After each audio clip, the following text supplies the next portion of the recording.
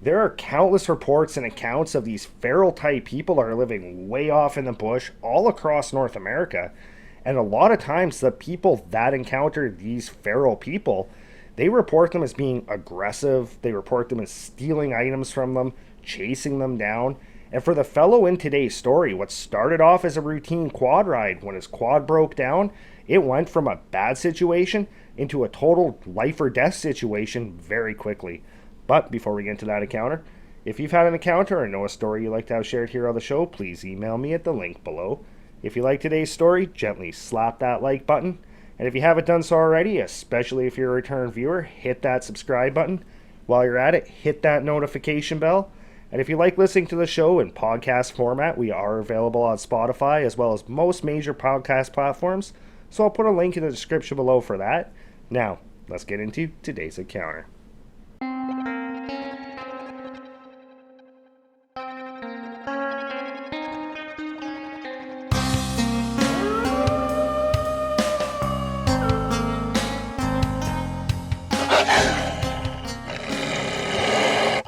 Dylan grew up in southern Washington through the late 80s, early 90s, and from the time he was able to ride, he was pretty much a self-proclaimed motorhead.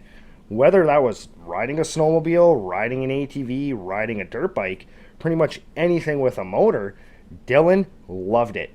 He really was a adrenaline junkie. He loved going out, he loved riding a machine pretty much to the max, doing tricks, doing jumps.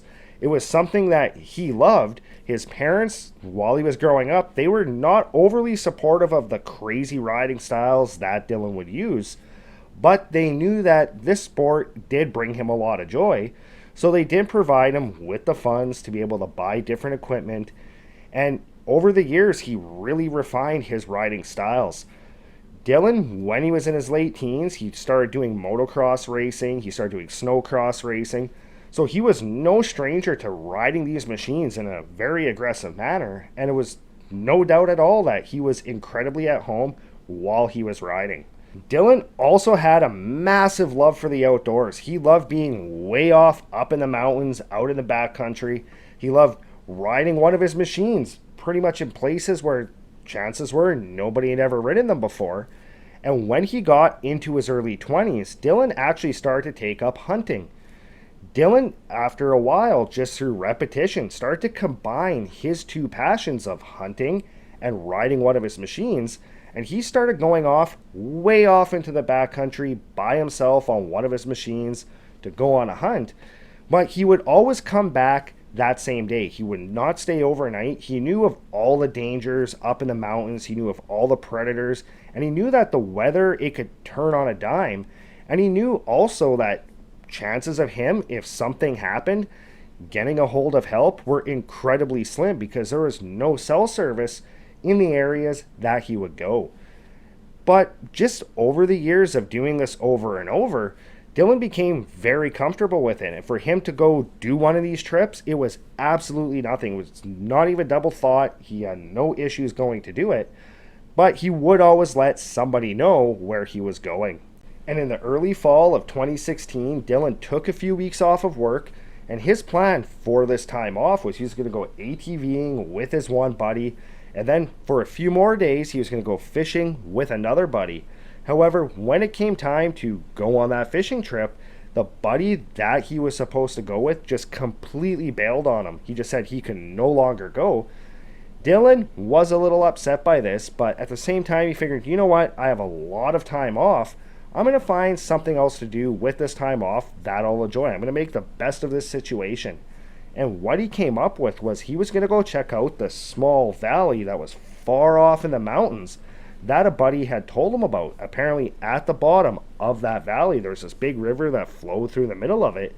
And apparently, the fishing in this river was absolutely phenomenal.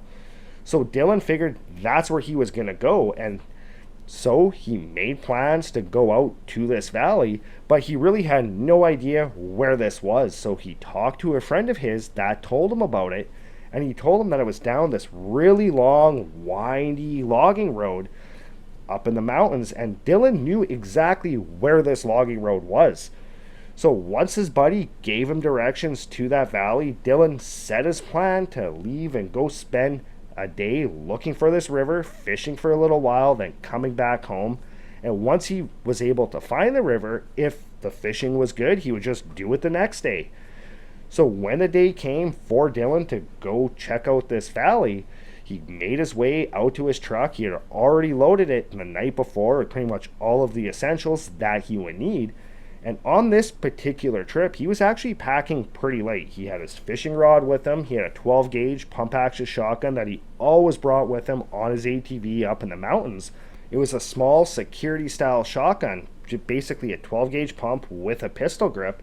Nice and short. It was easy for him to carry on his ATV, easy to grab, swing around, shoot if need be if there was a predator charging at him while he was on his quad.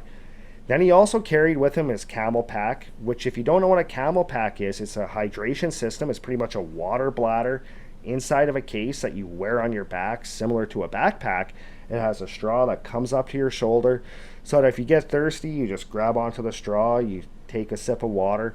It's a lot easier than carrying water bottles, so it was very convenient for Dylan to carry this camel pack with him as opposed to carrying bottles of water.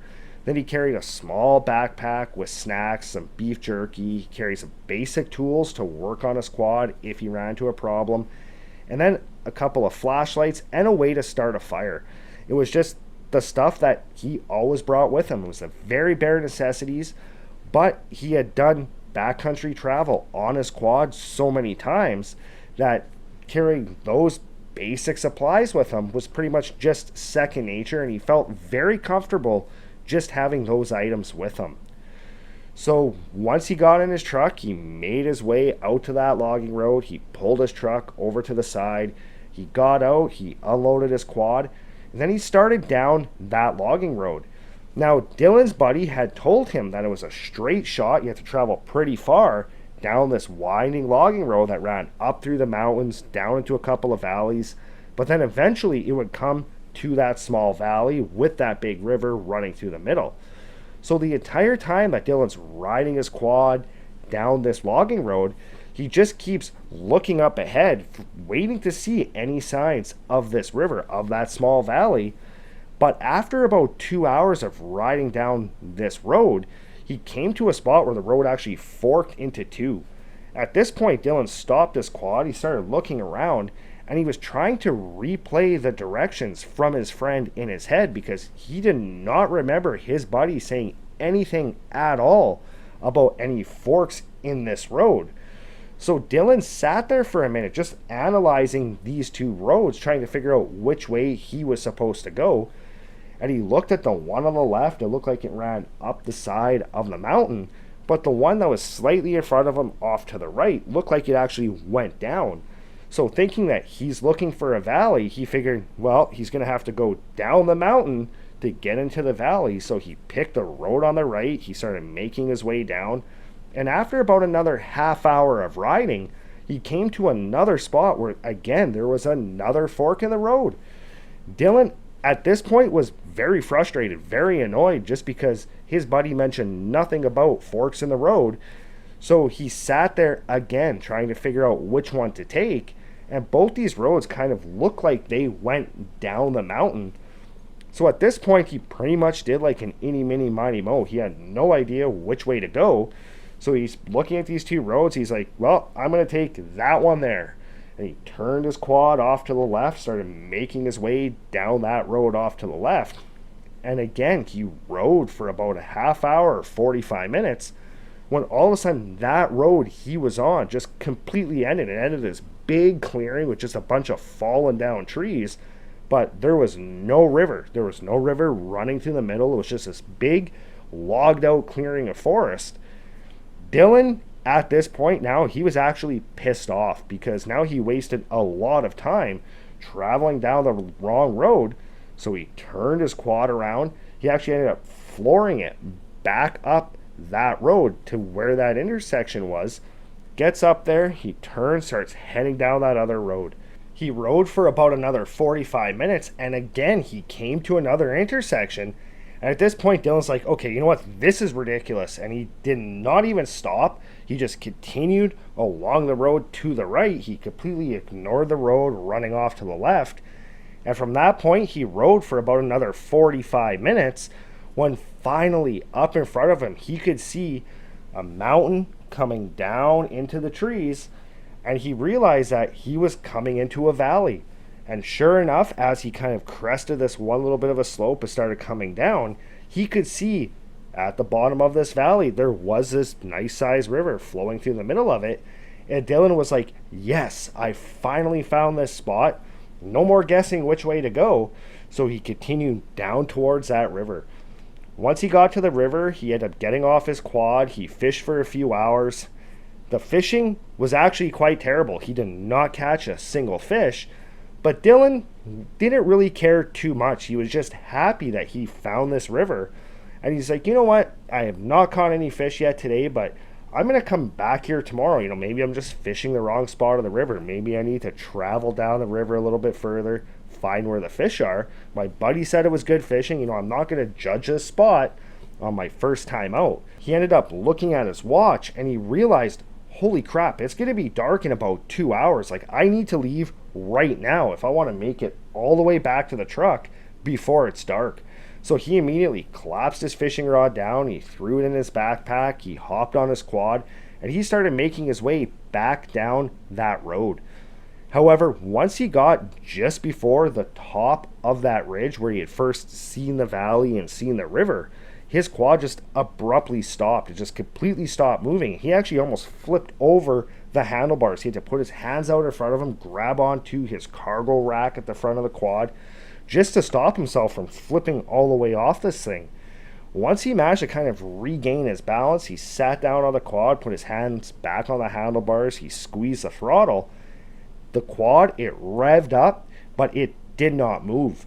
At this point, Dylan realized that his quad was actually kind of leaning down to the front and to the right. So he immediately got off his quad, looked at the front end, and his front right tire was actually completely at about a 45-degree angle. And he realized in this moment that he actually snapped his front axle and his quad was not going to move.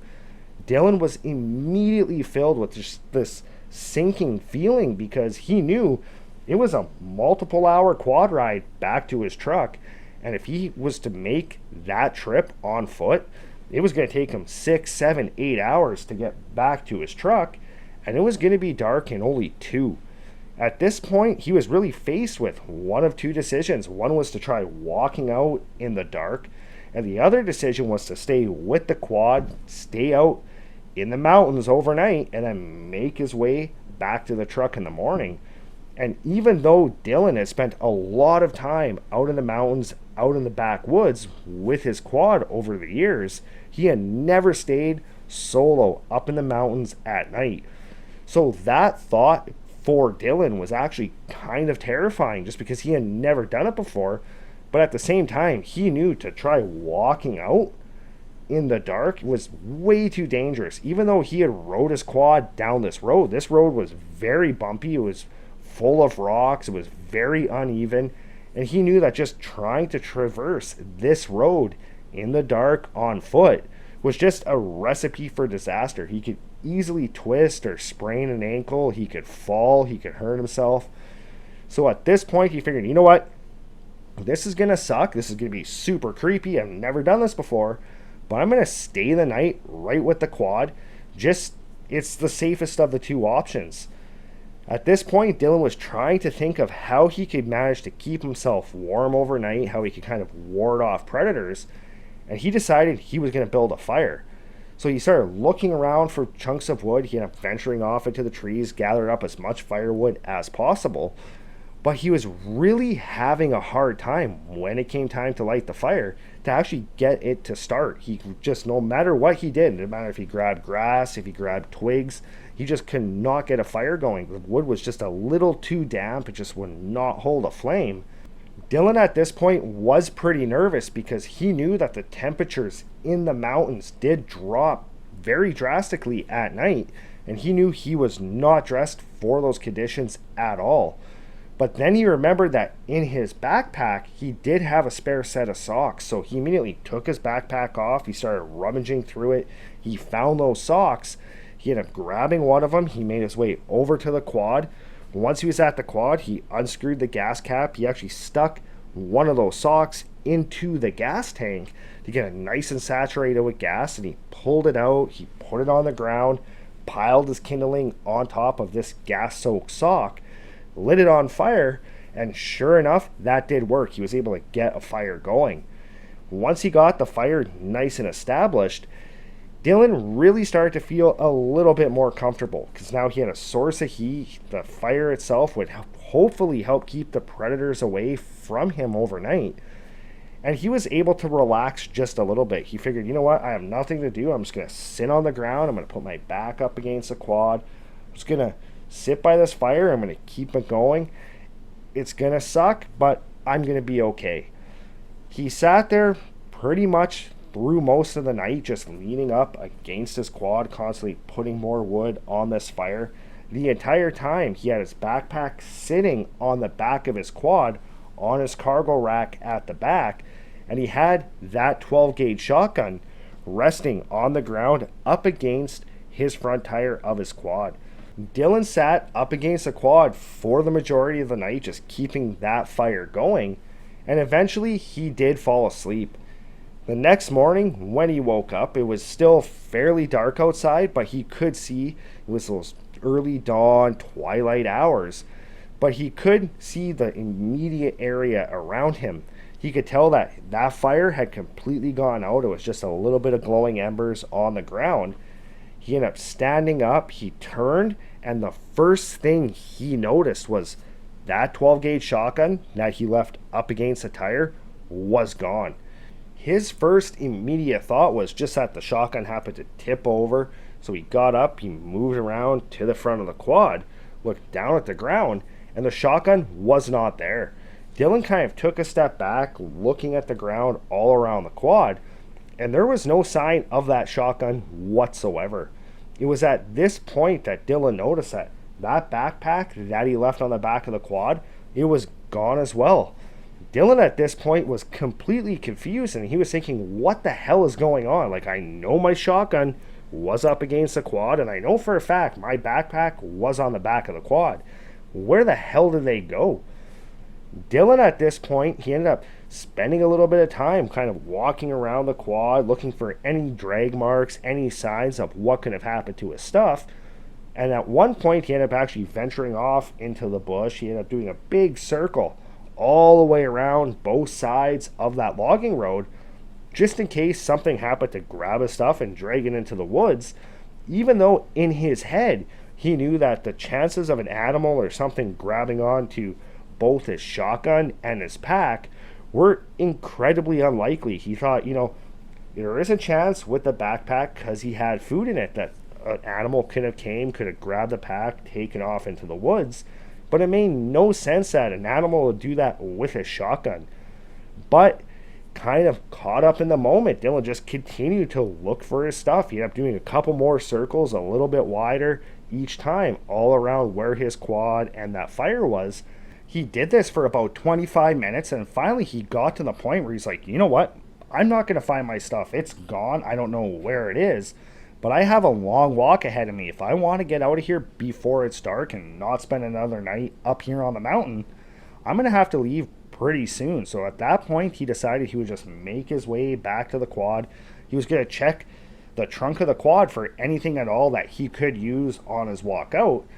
So he turned, he started making his way back towards his ATV, and when he got just to the edge of the bush line, he happened to catch a glimpse of something out of the corner of his eye.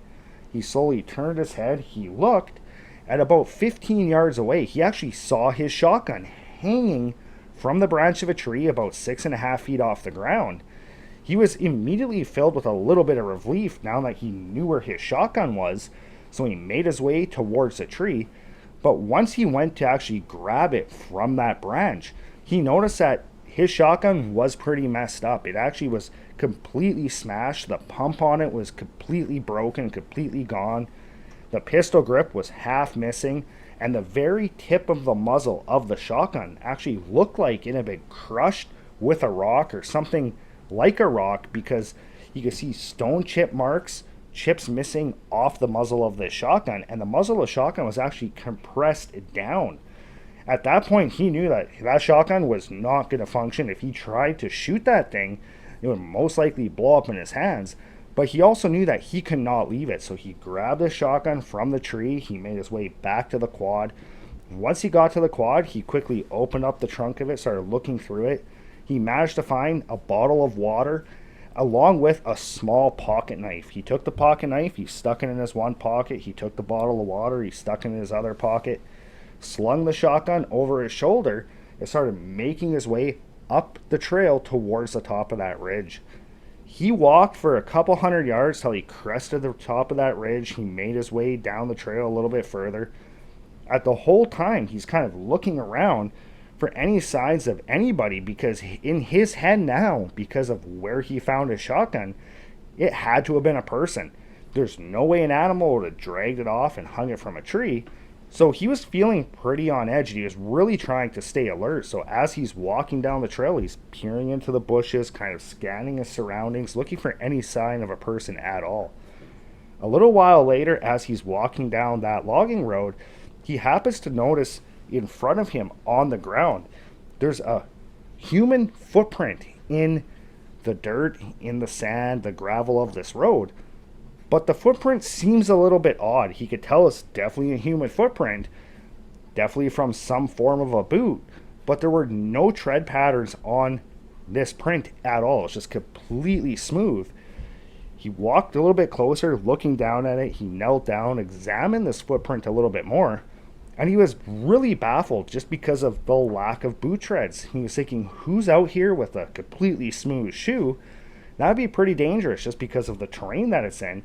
But at the same time, in his head, he's thinking that whoever this print belongs to was more than likely whoever took his stuff, whoever took his backpack, and whoever took his shotgun. At this point, he stood up, he reached into his pocket, he pulled out that pocket knife, he opened it up, he held it in his one hand, and then he stood there for a good minute just looking into the forest for any sign of that person whatsoever. After about a minute, he decided, you know what, whoever this was, they're not in the immediate area. I really need to get back to my truck. So he started making his way further down that logging road, the entire time completely on edge, constantly scanning into the trees on both sides of the road, and also looking down at the ground for any more of those prints. He did notice that every few feet there was one of those prints in the dirt of this road. So as he was making his way down it, he just kept focusing on those prints, because he figured as long as he sees those prints in the middle of the road, that means whoever this was did not go into the bush and they're not waiting for him right beside the road. But at the same time, he did keep looking into the bushes on both sides just to make sure. After he walked for a good half an hour, he noticed that those tracks that were in the dirt made their way towards the side of the road on his right and off into the woods.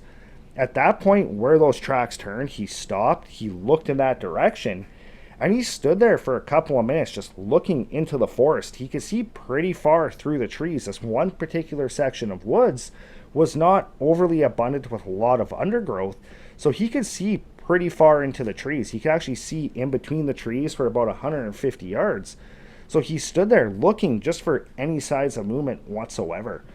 As he was doing this, though, all of a sudden he heard from back behind him on his right what sounded like a human voice.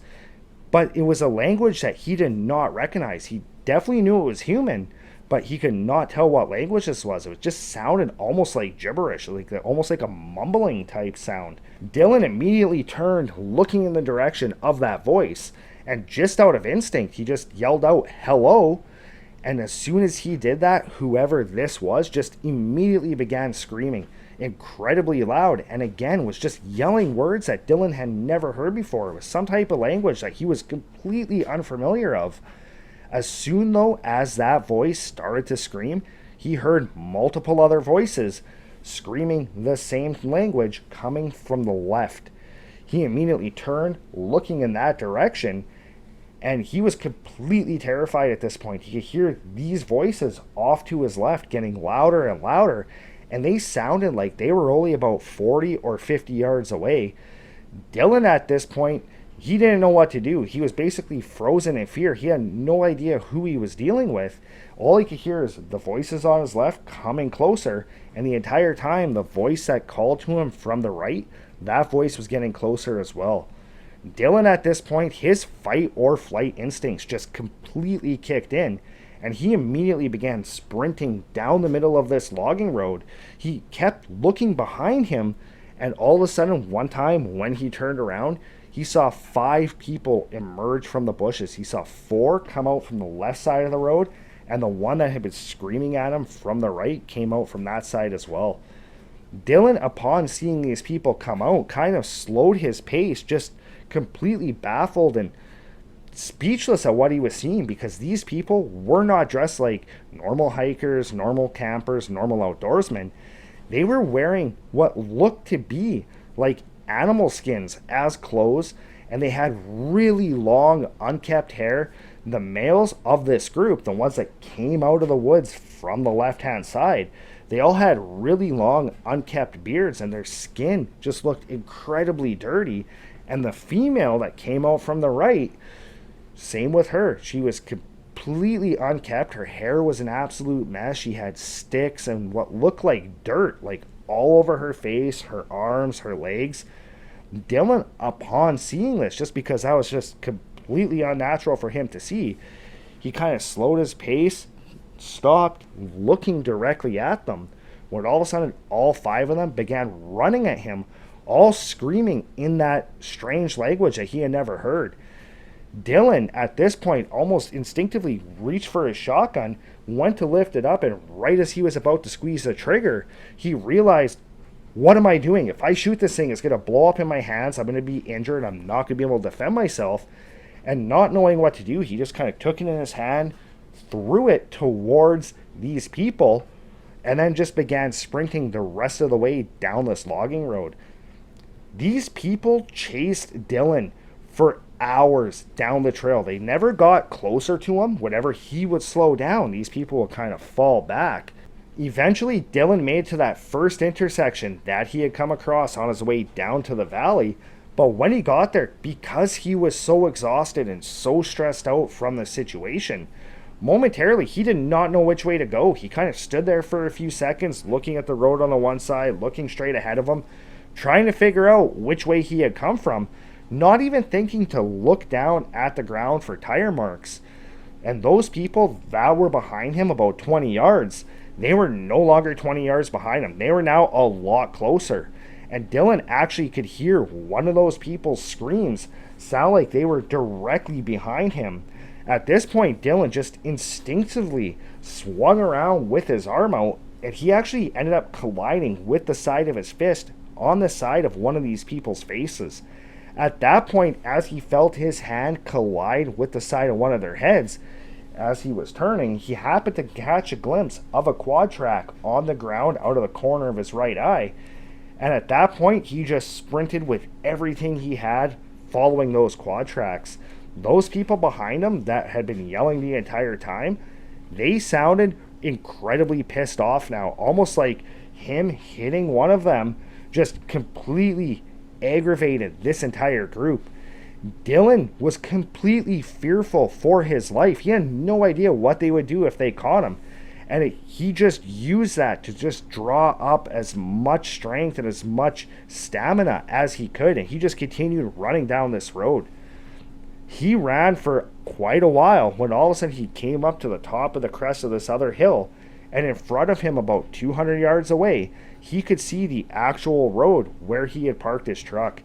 Upon seeing that, it almost breathed new life into Dylan. And Dylan just felt this renewed energy, and he was able to dig just a little bit deeper. He was able to pick up his pace and continue running down the road directly to his truck. When Dylan got to his truck, he ran around the front of it, got to the driver's side, he turned, looked down the road, and all 5 of these people, they were standing in a completely straight line right across the road, only about 80 yards away from him. Dylan, at this point, he got into his truck, and he basically floored it all the way home. And once he got home, he called his buddy that had told him about that river, and he told him the entire story. He thought that his buddy would think he was crazy or just tell him, like, your imagination was getting carried away with you. I believe somebody stole your stuff, but I don't really believe that people would chase you out of the mountains. But luckily, his buddy did.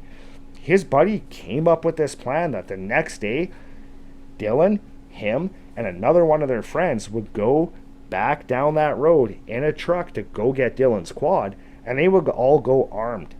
So the next morning, Dylan and his two buddies, they got in his buddy's truck, they made their way back out to that logging road. They drove the truck down this logging road all the way back to Dylan's quad. And when they got to the quad was completely destroyed. It was very obvious that somebody had beaten this quad with chunks of wood, with rocks, and even the tires were slashed, but the cuts on these tires, they weren't clean cuts. They were kind of jagged, almost more like they were not made with a knife, but rather a sharp stone. Dylan and his one buddy, they worked on loading the quad using the quad's winch, while their other buddy, he had his rifle up and he was scanning into the trees just in case those people came back. They wanted to be prepared. Once they got the quad loaded up, they made their way back home. And over the course of the next couple of years, Dylan did a lot of research online, and he believes who he encountered that day in the mountains, who those people were a group of either feral people or some type of lost tribe. He described that their facial features were a little bit different than just normal people, everyday people's faces. He said that their eyes seemed to be a little bit more sunken in, their brows seemed to be a bit extended, and just on top of that, just their absolute unkept appearance. Dylan, to this day, he will not go back out into the mountains alone. He'll only go when there's other people, and they always have to be armed. Well, that's it for today's encounter. Let me know your thoughts in the comments. Do you think that Dylan did encounter a group of feral people up in the mountains of Washington? Or do you think that these people could possibly belong to some type of lost tribe? I'd really like to know your thoughts on this. But again, thanks for joining us. And if you haven't done so already, hit that subscribe button. While you're at it, hit that notification bell. And again, we are available on podcasts on Spotify and most other major podcast platforms. So make sure you check that out. And I'll see you next time.